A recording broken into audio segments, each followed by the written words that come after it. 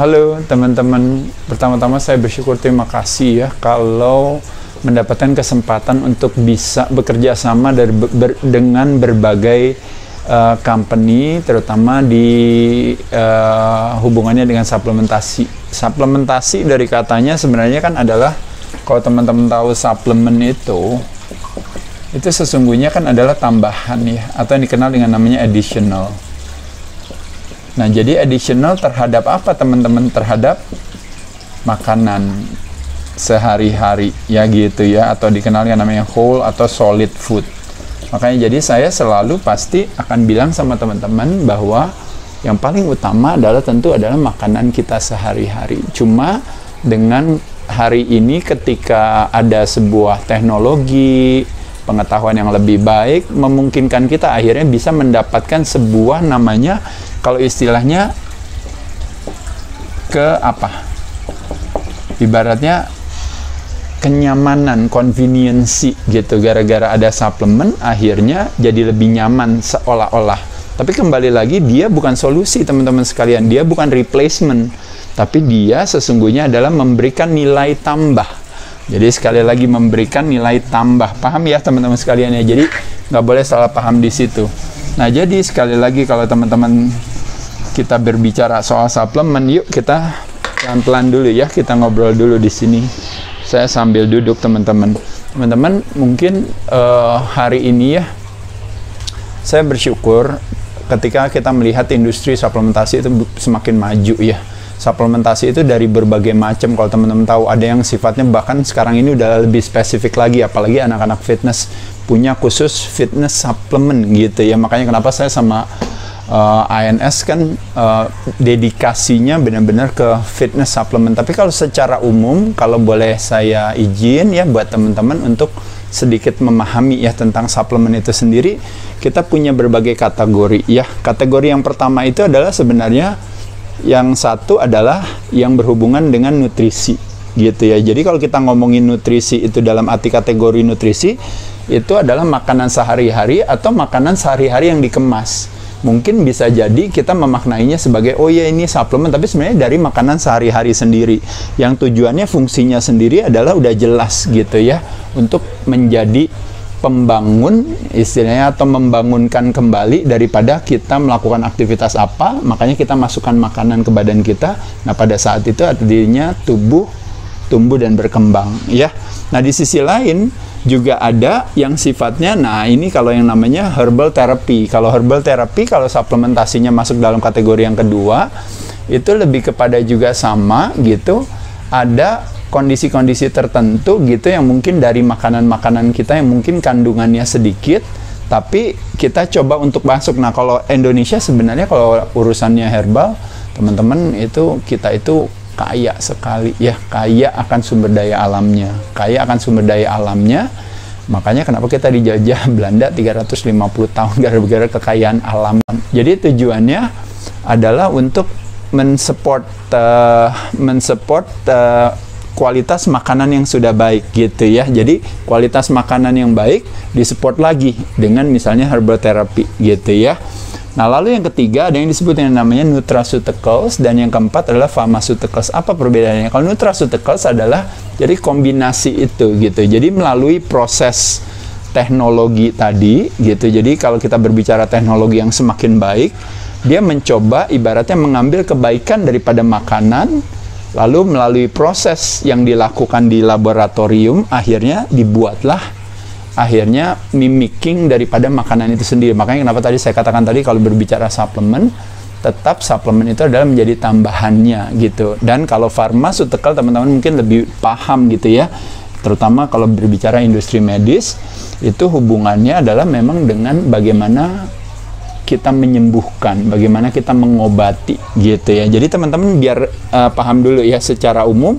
Jadi kategorinya ada yang makanan alami gitu dijadikan suplementasi, ada yang memang khusus herbal ya. Kalau teman-teman kalau di sini kan berarti kan kalau di Indonesia tuh kayak akan mulai dari ada kayu manis, ada jahe, ada kunyit, ada temulawak, ada macam-macam lah gitu ya. Ini berbagai contoh herbal suplementasi Lalu kalau nutraceutical, nah ini yang teman-teman bisa lihat di sini. Jadi tujuan fungsinya adalah sebagai berikut. Yang satu, kalau makanan udah jelas ya teman-teman, fungsinya udah tahu. Yang kedua adalah untuk mensupport yang tadi saya katakan suplementasi additional. Yang ketiga itu lebih kepada, kalau mungkin saya kategorikannya sebagai merangsang gitu ya. Jadi seolah-olah itu yang menjadi daya tariknya. Jadi merangsang pertumbuhan, apakah ototnya, merangsang performanya atau kekuatannya menjadi lebih baik, merangsang apalagi yang lain-lain gitu ya. Jadi kombinasi itu tersebut gitu. Dan yang terakhir kalau pharmaceutical itu hubungannya dengan ada nuansa urgensinya. Yaitu adalah memang tujuannya adalah ketika kita sakit, pada saat itu juga ada kebutuhan untuk kita menyelesaikan, atau misalnya kita harus melakukan tindakan, kalau istilahnya bahasa Stephen Covey dalam 7 Habits of Highly Effective People, ini kuadran 1 ya. It's urgent and it's important, mesti di take care langsung, makanya kenapa mesti makan obat gitu loh ya. Cuma di sini tantangannya kita nggak mau ketergantungan terhadap obat. Nah, kita lihat lagi sekali lagi, kalau makanan udah pasti yang alami ya, baik ya.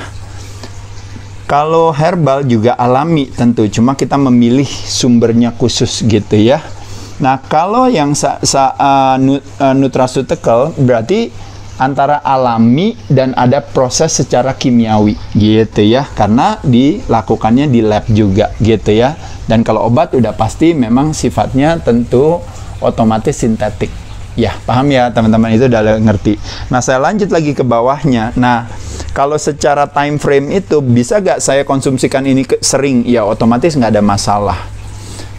Herbal bisa gak saya konsumsikan? Boleh, tapi juga nggak harus tiap kali harus, kalau nggak ada herbal seolah-olah nggak ada, nggak juga gitu ya.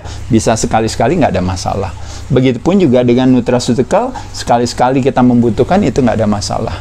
Tapi kalau seandainya obat, tentu adalah tidak boleh dijadikan seperti mentalitas masyarakat kita gitu, yang selalu beranggapan bahwa sehat itu adalah rajin makan obat. Warisan pola hidup sehat adalah kemandirian, bukan ketergantungan. Nah, kita malah ketergantungan obat. Seolah-olah bahkan kita punya mentalitas, kalau saya rajin makan obat, berarti saya sehat. Jawabannya tentu tidak. Karena apa? Problemnya adalah kalau ketika kita berbicara yang namanya side effect, gitu.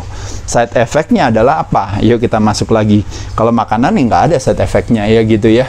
Kalau herbal ada nggak side effect? Biasanya jarang. Jadi kayak rare case gitu. Kalau seandainya kita bilang gara-gara makan jahe jadi ada punya masalah apa, nggak ada gitu. Kalau nutraceutical bisa iya bisa enggak, dalam arti kalau seandainya misalnya kebanyakan atau misalnya mungkin bagi sebagian dari kita mungkin allergic terhadap sesuatu, itu bisa aja gitu. Tapi kalau obat udah pasti jawabannya selalu ada side effect-nya. Nah, makanya kenapa yang saya katakan medikasi itu sesungguhnya adalah bagaimana menekan gejala, tapi yang di-manage sendiri adalah sebenarnya ada kesakitan itu. Akar permasalahannya tidak dibereskan. Akar permasalahannya sebenarnya adanya di makanannya, gitu ya.